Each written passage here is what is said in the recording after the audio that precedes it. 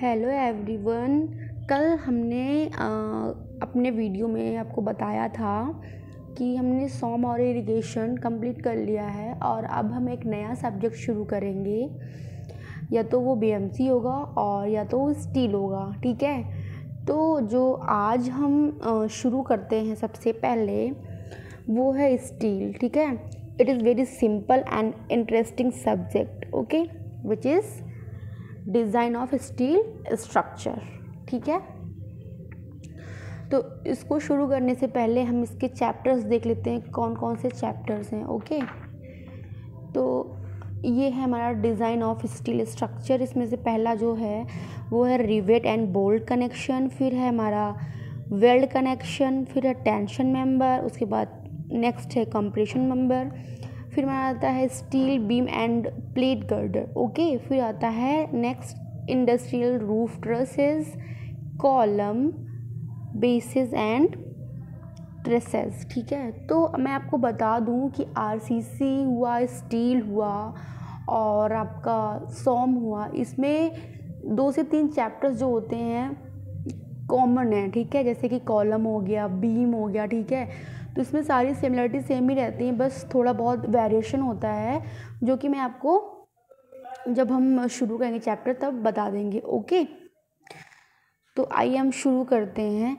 जैसा कि आप सभी को पता होगा कि जो स्टील है हमारा किससे मिलके बना है। ठीक है ना, तो ये आयरन और कार्बन बहुत सारे ऐसे कंपोनेंट से मिलकर बना होता है हमारा। ठीक है, स्टील। ठीक, सबसे ज़्यादा और सबसे कम, ठीक है, कार्बन कंटेंट किस में होता है ये जानना बहुत ही ज़रूरी है। ठीक है, होते तो बहुत सारे हैं बट सबकी वैल्यू हमको याद नहीं हो पाती, तो एटलीस्ट मैक्सिमम और मिनिमम को तो पता ही होना चाहिए। ठीक है, जैसे जो मैक्सिमम होता है वो पिग आयरन के लिए होता है 4 to 5%। ठीक है, और जो मिनिमम होता है वो होता है प्योर आयरन के लिए 0%। ठीक, और जो रॉट आयरन होता है उसका होता है लेस देन 0.1% कार्बन कंटेंट। ठीक है, तो जो हमारा स्टील है इसमें हम माइल्ड स्टील की ही बात करते हैं क्योंकि हम इसी का ही यूज़ करते हैं। ठीक है, तो जो इसमें कार्बन कंटेंट होता है वो होता है 0.23%। ठीक है, फिर क्या है नेक्स्ट, इसमें एक नोट पॉइंट है हमारा कि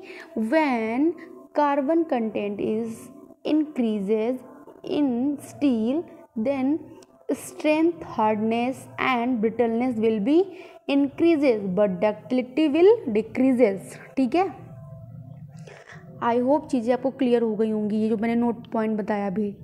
उसके बाद एक है कि इसके अलावा आपका क्वेश्चन जो बनता है कि स्टील क्या है। ठीक है, मैंने बताया ही अभी आपको, मीन मिक्स किसका मिक्स है, आयरन का। ठीक है, और आयरन प्लस कार्बन का अलॉय होता है ये। ठीक है, जिसके अंदर कार्बन कंटेंट की वैल्यू मतलब दी होती है, किसमें कितने कितने कार्बन कंटेंट होते हैं, ये तो हमारा हो गया। ठीक है, फिर हमारा क्या आता है कि आगे हम बात करेंगे कि कुछ इम्पॉर्टेंट हमारे न्यूमेरिक वैल्यूज़ हैं जो कि हमको डायरेक्टली याद ही होना चाहिए। अगर वैल्यू नहीं गिवन है क्वेश्चन में तो एटलीस्ट हमको वैल्यू पता होनी चाहिए। ठीक है, अदरवाइज हम क्वेश्चन नहीं कर सकते हैं। ठीक है, तो ये वैल्यूज़ कैसे कैसे हैं, जैसे कि फर्स्ट हमारा होता है कि यंग्स मॉड्यूलस ऑफ स्टील जो कि होता है E = 2 × 10⁵ MPa। और यहाँ पे यूनिट बहुत ही इंपॉर्टेंट है, मैं आपको हमेशा ये बताती हूँ कि unit is most important for everything.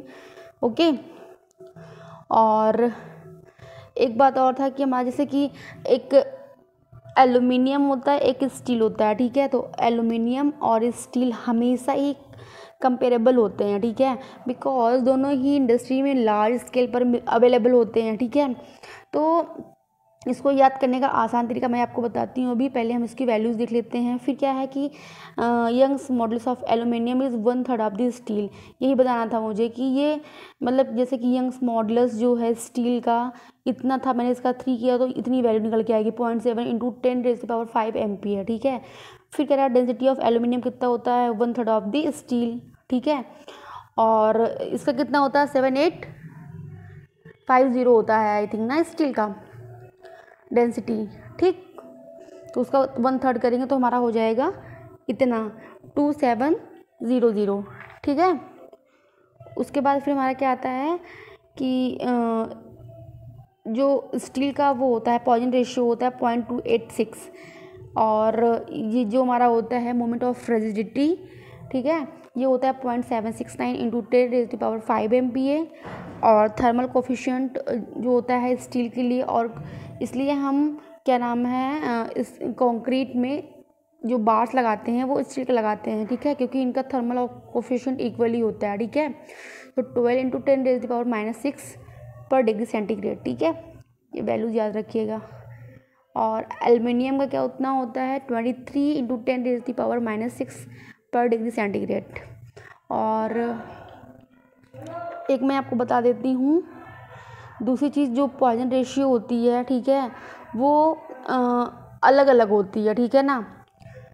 पहले इसका आप ये देख लीजिए, नहीं आप कहेंगे बताइए नहीं, मैं इसका जो होता है डेंसिटी जो स्टील का होता है यहाँ पे 7850 kg पर मीटर क्यूब, ठीक है। तो हमने आपको बता दिया मोमेंट ऑफ रिजिडिटी, इतनी वैल्यू हो गई। फिर हम बात करते हैं पॉइजन रेशियो की, ठीक है। अलग अलग आपसे पूछता है, मींस कि इलास्टिक रेंज में कितना होगा, प्लास्टिक रेंज में कितना होगा। तो जो हमारा इलास्टिक रेंज में पॉइजन रेशियो होता है स्टील के लिए वो 0.3 होता है, और जो प्लास्टिक रेंज में होता है म्यू की वैल्यू वो होती है 0.5।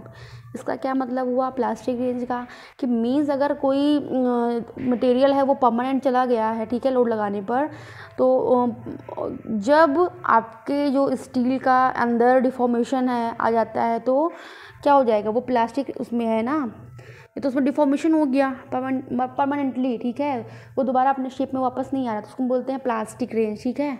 और वो अपना शेप रीगेन कर लेता तो उसमें बोलते हैं इलास्टिक, ठीक है। ये सब सारी बातें हमने प्लास्टिक और इलास्टिक सोम में देख लिया था फर्स्ट चैप्टर में, प्रॉपर्टीज ऑफ मटेरियल्स में, ठीक है। तो उसके बाद क्या आता है, एक हमारा आता है परमिसिबल स्ट्रेस। उसको कैसे निकालते हैं हम, यील्ड स्ट्रेस जो हमको होता है उसको हम फैक्टर ऑफ सेफ्टी से डिवाइड कर देते हैं, ठीक है। एक पॉइंट हमारा नोट ये है कि जो रबर होता है, rubber is very brittle material, there is very little plastic deformation beyond elastic range, ठीक है, ये तो सभी को पता है, ठीक है।